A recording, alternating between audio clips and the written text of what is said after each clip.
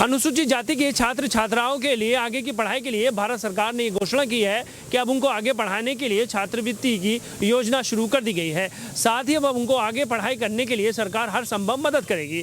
मुरादाबाद पहुंची उत्तर प्रदेश सरकार में शिक्षा मंत्री गुलाबो देवी ने पत्रकारों से बात करते हुए कहा है कि हमारा प्रयास ये है कि हर संभव अनुसूचित जाति के छात्र छात्राओं को आगे बढ़ाने के लिए काम किया जाए, जिसको लेकर अब उनके आगे की पढ़ाई के लिए सरकार छात्रवृत्ति देने का काम करेगी।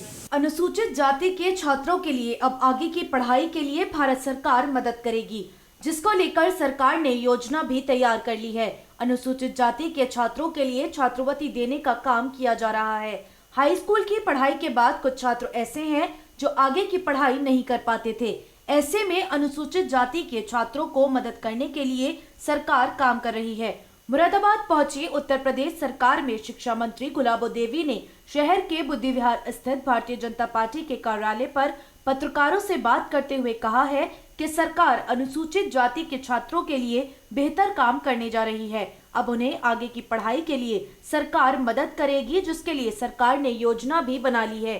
पत्रकारों से बात करते हुए उन्होंने कहा कि देखा गया था कि अनुसूचित जाति के छात्र हाई स्कूल की पढ़ाई के बाद आगे की पढ़ाई नहीं कर पाते थे। अब ऐसे में सरकार उन्हें आगे की पढ़ाई के लिए मदद करने जा रही है। केंद्रीय मंत्रिमंडल अगले 5 वर्ष की योजनाओं को लेकर चल रही है, जिसमें अनुसूचित जाति के बच्चों के लिए जो हाई स्कूल पास करने के बाद अपनी पढ़ाई को बंद कर देते हैं, कुछ कारण उनके आगे आर्थिक रूप से तंगी के ऐसे आते हैं जिनकी वजह से उनकी पढ़ाई नहीं हो पाती। जब उनकी पढ़ाई नहीं हो पाती तो शिक्षा का स्तर बढ़ने का प्रश्न ही नहीं उठता। इन सब परिस्थितियों को देखकर सरकार ने जो निर्णय लिया है वो अगले 5 वर्षों में 5 करोड़ से अधिक अनुसूचित जाति के छात्रों को लाभ पहुंचाने के लिए, अनुसूचित जाति से संबंधित छात्रों के लिए मैट्रिक तक छात्रवृत्ति की केंद्रीय प्रायोजित स्कीम बड़े और रूपांतरात्मक परिवर्तनों के साथ अनुमोदित की है, ताकि वो उच्चतर शिक्षा को सफलतापूर्वक पूरा कर सकें। मंत्रिमंडल ने 59,048 करोड़ रुपए के कुल निवेश को अनुमोदन प्रदान किया है, जिसमें से केंद्र सरकार 35 करोड़ 534 मतलब 7% खुद में खर्च करेगी और जो अन्य बचता है 40 वो राज्य सरकारें खर्च करेंगी। ऐसी स्थिति में अनुसूचित संख्या के शैक्षणिक सशक्तिकरण के क्षेत्र में अनुसूचित छात्रों के लिए जो छात्रवृत्ति स्कीम भारत सरकार का सर्वाधिक एकल हस्तक्षेप है। केंद्र सरकार इन प्रयासों को और अधिक बढ़ाने के लिए प्रतिबंधित है, ताकि 5 वर्ष की अवधि के भीतर उच्चतर शिक्षा राष्ट्रीय स्तर पर पहुंच सके।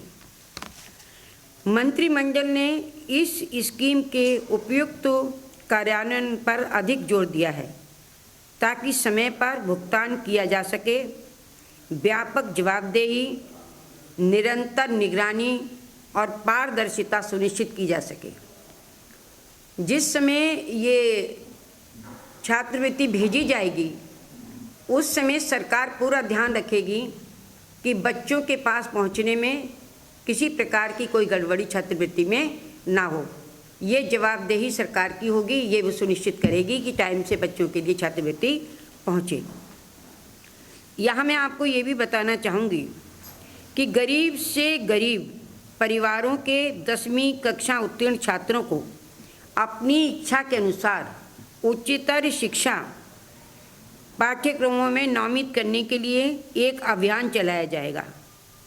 अनुमान है कि इस अभियान में 1 करोड़ 36 लाख गरीब छात्र जो वर्तमान में 10वीं कक्षा के बाद अपनी शिक्षा को जारी नहीं रख सकते हैं, अगले 5 वर्षों में उच्चतर शिक्षा प्रणाली के अंतर्गत लाया जाएगा।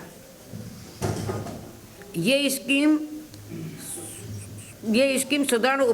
सुरक्षा उपायों के साथ ऑनलाइन प्लेटफार्म पर संचालित की जाएगी, जिससे पारदर्शिता, जवाबदेही, कार्यक्षमता तथा बिना विलंब के समयबद्ध सहायता सुनिश्चित होगी। राज्य पात्रता, जातिगत स्थिति, आधार पहचान तथा बैंक खाते के ब्यौरों की ऑनलाइन पोर्टल पर अवधेय जांच होगी।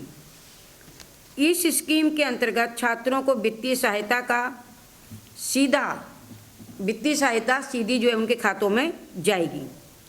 सबल भुगतान प्रणाली को प्रयोग में लाकर ये कार्य किया जाएगा।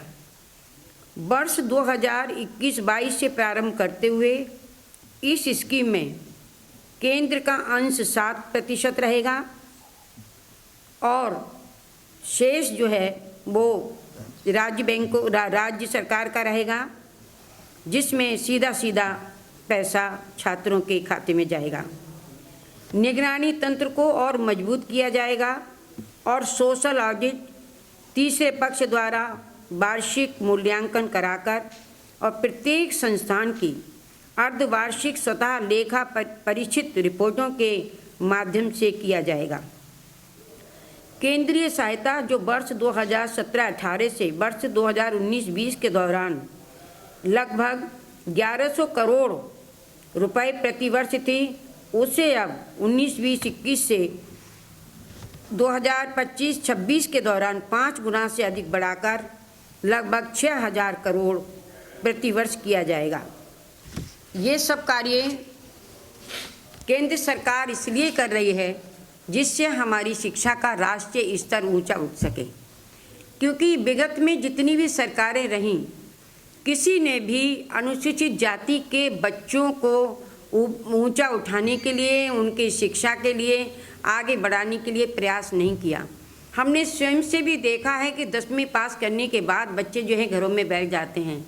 वो अपनी इच्छा के अनुसार ना तो पाठ्यक्रम ही चुन पाते हैं और ना ही आर्थिक सहयोग उनको मिल पाता है। केंद्रीय सरकार, हमारे माननीय मोदी जी इस संबंध में बहुत ही गंभीर हैं। उन्होंने चिंतन किया, जिसकी वजह से इतना उन्होंने धन इसमें अनुमोदित किया है और बच्चों के लिए आगे बढ़ाने का पूरा प्रयास